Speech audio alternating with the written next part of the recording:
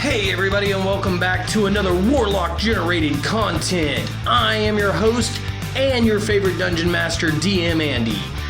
I want to apologize for not getting much done lately. I fell in love with Commander again with that 40k launch, and I've lost track of time, so I haven't been recording videos.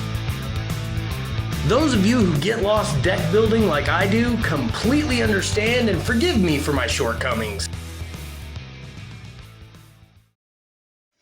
I got my hands on one of these paper cutting tools, and they are awesome for cutting thin cardstock so you can make bricks. You can get one of these on Amazon for about 20 bucks. If you watch, this is the fastest 39 cardstock bricks I've ever made, even with trying to figure out how to hold them so I could cut them. That's 39 bricks in 30 seconds, you guys. What's better than that? So I'm going to take a soda cap, and those of you that know DM Andy knows he goes through a lot of 2 liters of soda. And I'm going to get my hot glue gun out, and I'm going to just put bricks, 2 stacks, all the way around this soda cap lid. Make sure you stagger the bricks. When we paint them, if they're staggered right, it'll look just like a brick wall or some kind of platform. Be careful doing this. If you notice when I glue these on, I'm just pressing them on by hand.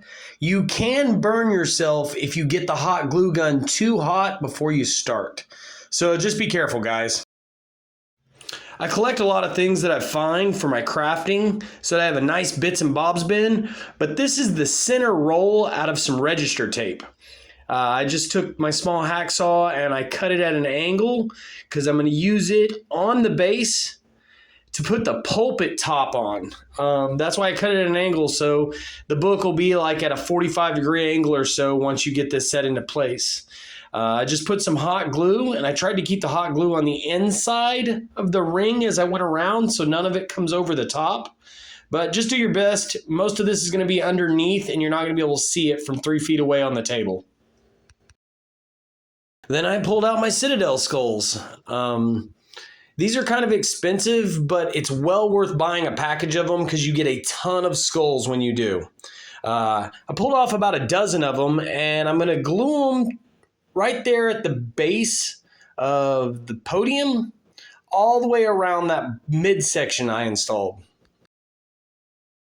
Again, because you're using hot glue and you're putting these on by hand, just make sure the hot glue gun hasn't gotten too hot.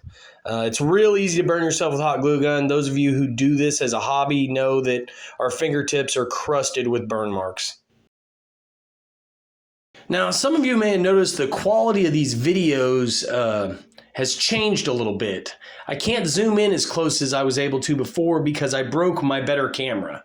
So if any of you guys have a camera or high-end phone that I could record some of these videos with, let me know down in the comments. We'll work something out.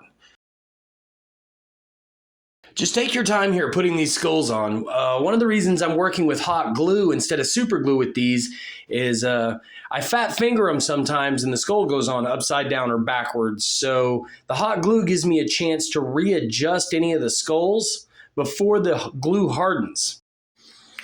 And as I was messing with this, I realized it's kind of light. So I went ahead and glued some washers in the bottom of it.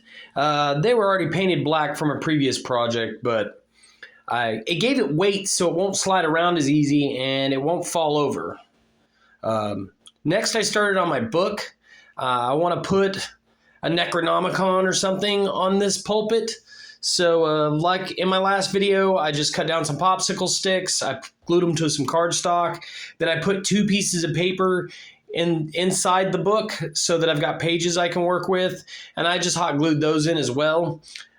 Just be careful when you hot glue these together because once it's set, if there's too much glue in the seam of the book, you can break the book when you squeeze on it. You can use these books on all kinds of things, laboratory tables, you can make bookshelves. They work really, really well with this scatter terrain. So I went outside and I base coated the pulpit flat black. The cap doesn't really want to take the paint the first time, something with the plastic, but that second coat will go on really, really well, as you can see here.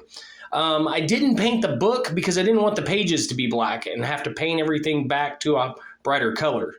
So I just started with a kitchen sponge and some dark gray paint. And like in all my other videos, I just sponged on paint, nice and light, kind of giving it that stone texture.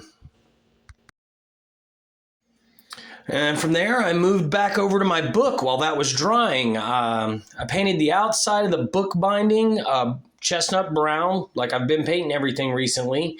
And then I went around the inside, just touching that edge up so that the book doesn't have a white inside. This takes a minute. Just be careful. After you've painted Scattertrain pieces long enough, you get good at just swiping down things with one streak to get the paint on like you like it. Once that was set up, that gave my podium a chance to dry. I went over it with a light gray paint, just like I've done in all my other videos. And this time I just tried not to get as much paint on. I added paint to the skulls, to that ram skull on the front of it, and I just let all this dry again. Really just pay attention to your corners and edges with this paint. You're trying to create highlights, kind of. Then I went back to my book and I painted in those popsicle sticks antique white so that they look more like pages stacked up. Then I grabbed a pencil and I drew on the pages. Tried to add little evil symbols or just squiggly lines as text. I want the book to be sinister and dark. I want it to look like something that you've got to destroy. And from there, I just put hot glue on. If you notice, that spot was already there because I had glued the first book on and then realized I didn't want to base coat it, so I had to tear a book off, kind of clean that up as best I could. I knew I was putting a book back on, so I wasn't really worried about the initial damage that was created from the first book. But from there, I got my tiniest paintbrush and my antique white out, and I'm going to start doing a tiny bit of highlighting, but mostly I'm going to slap these skulls in white so they really, really pop off this podium. While we're here, I want to say sorry you can't see me actually painting in part of this.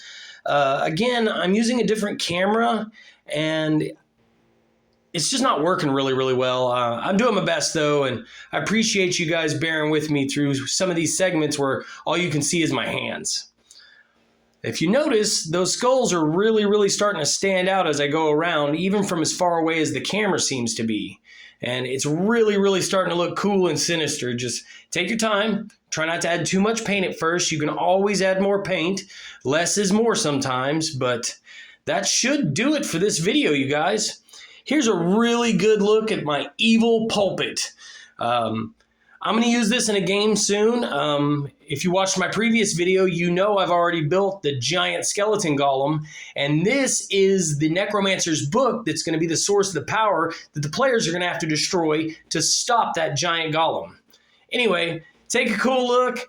As always, I am your favorite Dungeon Master, DM Andy, saying thanks for hanging out, guys. Let's reanimate some corpses together.